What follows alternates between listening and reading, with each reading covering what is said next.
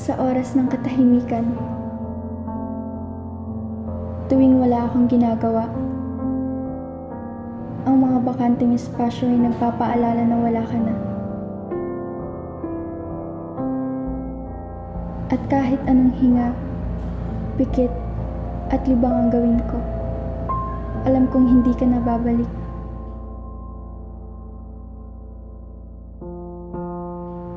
Kaya, natatakot ako sa patay na oras.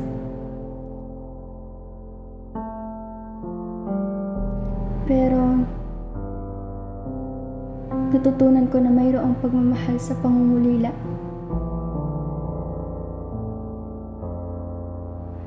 At kahit anong panahon ang lumipas, hindi mawawala ang iniwan mong alaala.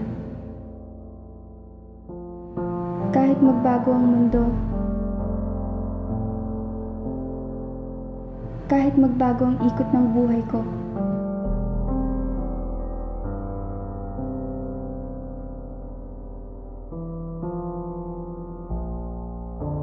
sa bawat sulok, ikaw pa rin ang makikita ko.